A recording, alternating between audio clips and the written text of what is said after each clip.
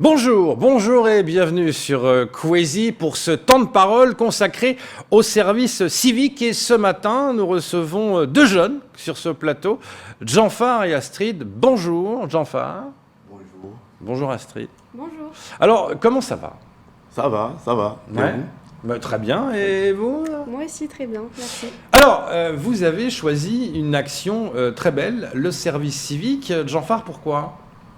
Parce que ça consiste à parler avec la population. Et puis voilà, ça nous permet de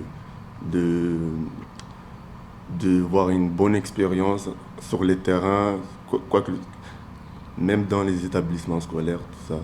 C'était une envie vraiment d'aller justement aider les jeunes, aller parler avec les jeunes.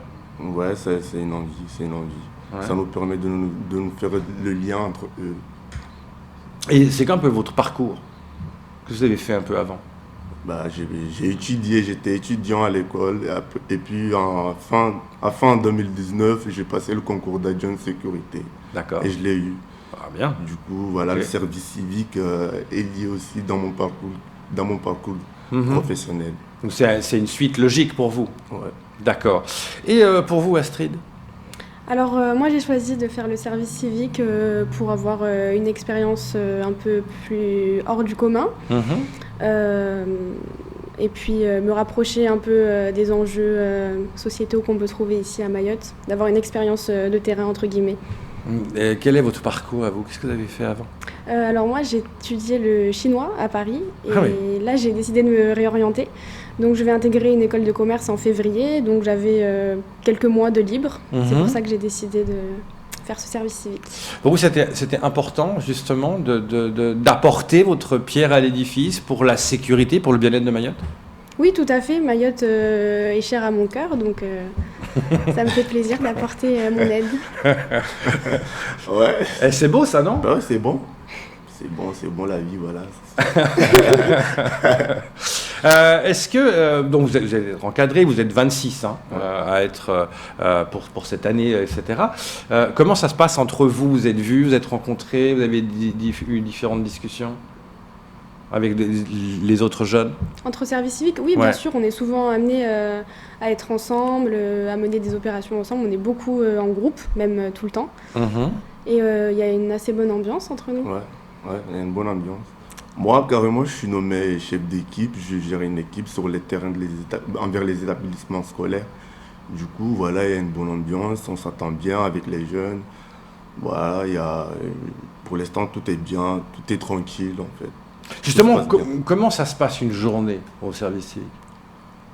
Ça se passe à... Veuillez me reformuler, en fait. Reformulez-moi la question. D'accord. Comment se passe une journée au service civique? Le matin, vous allez sur le terrain. Comment ça se passe concrètement?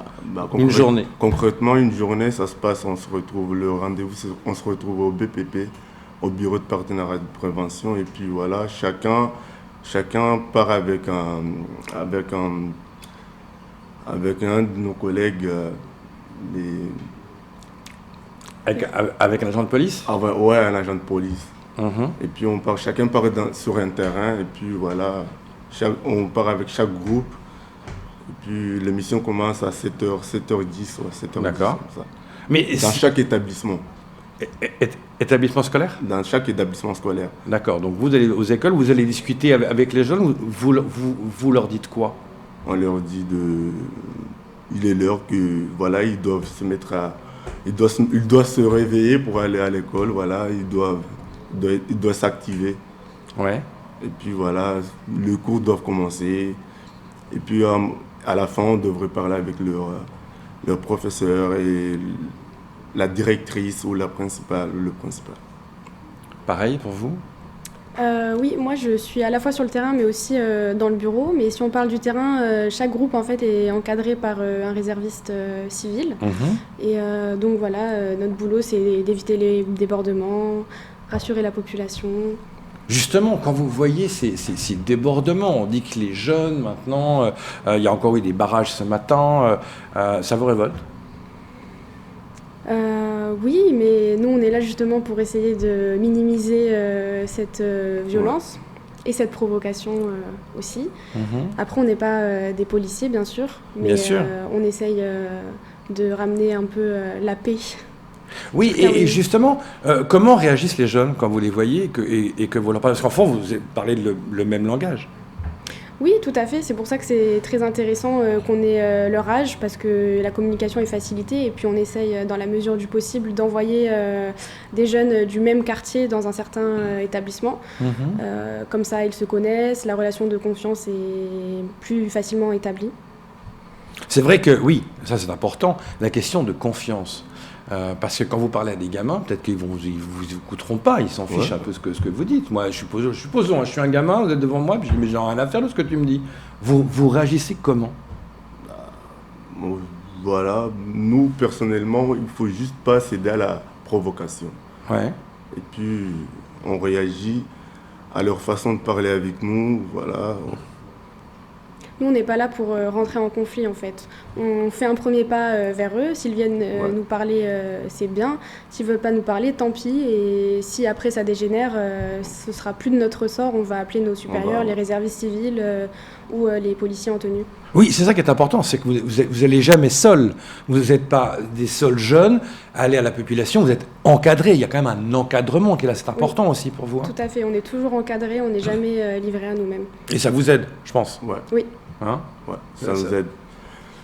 Parce qu'il y a aussi nos collègues qui sont juste à côté de la DDSP, voilà. Du coup, on n'a pas peur d'avoir contact avec eux, ces jeunes-là. Oui, ça c'est absolument important de savoir que des jeunes, vous êtes 26, mais qu'en même temps, il y a un encadrement qui est là, il y a un suivi qui est là. Et après, une fois que la journée se passe, vous avez un retour, vous discutez entre vous, vous faites un point, vous regardez quelles sont les difficultés. Oui, tout à fait. Souvent, on se rejoint au bureau prévention partenariat dont parlait Gianfar. Et les réservistes civils ou Monsieur Thierry Lizola nous nous font un bilan plutôt de ce qui s'est passé dans la journée, nous disent ce qui allait pas. Et généralement, ça va. Ouais. Parce que je sais que des fois, Thierry, il est un peu... Quand on fait des bêtises, on est sanctionné assez durement. Ça fait partie du métier, Ça fait partie du métier. Voilà. Bah oui, on peut pas être parfait tout le temps. Ouais, c'est pas possible. C'est pas tout le temps qu'on est parfait, voilà. Ça arrive. Non, mais je trouve génial parce qu'en fait, vous montrez une autre image en fait de la jeunesse, parce que la jeunesse, sont criée comme quand elle est en déshérence, quand on voit les jeunes sur les barrages, quand on voit que ce sont des gamins en fait qui partent en cacahuètes. Vous, le rôle vraiment, c'est de dire attention, quoi, c'est peut-être pas le bon choix, quoi. Oui, tout à fait. Et le service civique peut aussi permettre à certains jeunes de sortir de la délinquance. Ouais. Est-ce que vous avez vu ça? Est-ce que vous avez vu, grâce à vos opérations, de voir justement un jeune qui change? Moi, carrément, personnellement, ça fait 2 semaines que je suis arrivé et je sais pas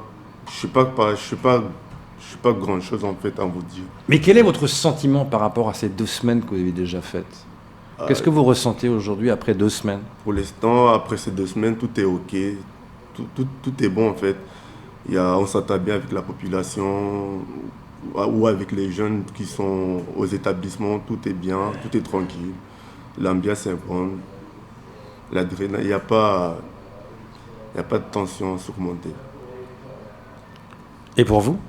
Moi aussi, ça fait 2 semaines que je suis là, mais c'est vrai que j'ai entendu des histoires de services civiques qui ont justement eu envie de s'engager en voyant d'autres services civiques et qui se sont engagés et ont pris une voie meilleure. Justement, ça ce qui est bien, c'est qu'on a envie de s'engager. Et ça donne envie de s'engager. Vous en parlez autour de vous à vos amis, de dire mais il faut le faire, c'est bien, il faut y aller. Oui, tout à fait. On recrute beaucoup de jeunes qui ont été amenés par d'autres services civiques. Oui, parce qu'il faut dire quand même qu'il y a, d'après les informations, il y a quand même, il y a la volonté en fait, c'est d'atteindre 100 services civiques dans les prochains mois. C'est beaucoup. Là, vous êtes 26.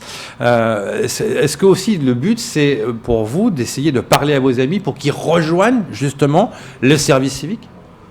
Oui, mais en effet, le service civique, ça s'adresse uniquement aux jeunes qui ont entre 17 à 25 ans. Oui. Mais voilà, comme moi, j'ai des potes à moi dans le quartier, là-bas, ils s'intéressent, voilà. Ils sont là, en ce moment-là, ils sont en train de faire leur dossier. Non, puis ce qui est important, et pourquoi 17-25 ans, c'est parce que vous vous adressez aux jeunes. C'est clair que si moi je vais sur le terrain et que je vais voir les jeunes, je n'aurai pas le même langage. Vous souriez, mais c'est vrai, non? Ouais. Souris. Hein. C'est vrai. Supposons, vous êtes délinquant, j'arrive. Vous allez me dire, oh, t'es qui toi? Non? Tandis qu'avec de 17 à 25 ans, il y a plus de rapprochement. Ouais. Peut-être pour ça qu'il y a cette relation et cette facilité. Tout à fait. La facilité, ça vient en effet s'il y a des jeunes qui nous connaissent ou nous, on les reconnaît en fait. Et puis voilà, si nous, on connaît le quartier, tout est bien. Mais ça, c'est intéressant. Parce que, quand vous dites, on connaît ces jeunes, est-ce que, par exemple, dans les délinquants, dans ceux qui font des barrages, dans les voyous qu'on appelle, vous en connaissez?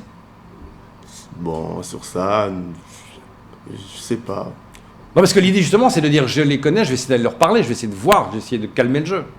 Sur ça, vous pouvez poser la question à M. Lizola, il est là pour vous répondre.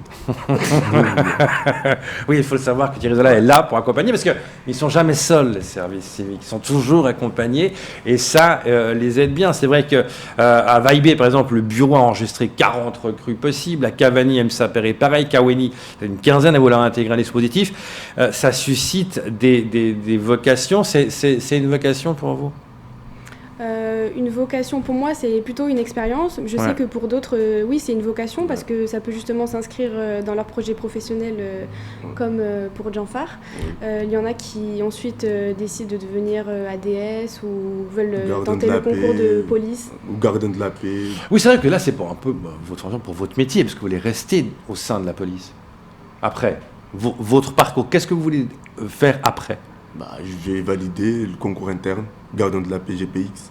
C'est ça mon objectif en fait. Ouais. Je suis dans la police pour être policier, pour assurer la protection des bienfaits à la personne. Du coup, je me suis engagé par ma propre volonté. Donc vous, c'est une vraie vocation. Ouais. Et vous, c'est une expérience.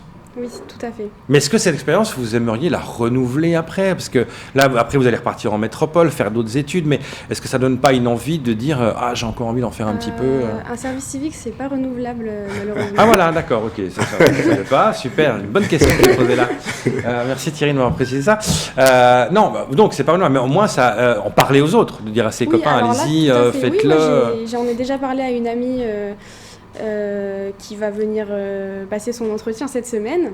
Et on est aussi en train on a même créé un flyer qu'on va distribuer. Oui, d'ailleurs, on l'a le flyer. Si on peut excellente façon de transition. En régie, si on peut montrer le flyer là, c'est la deuxième photo.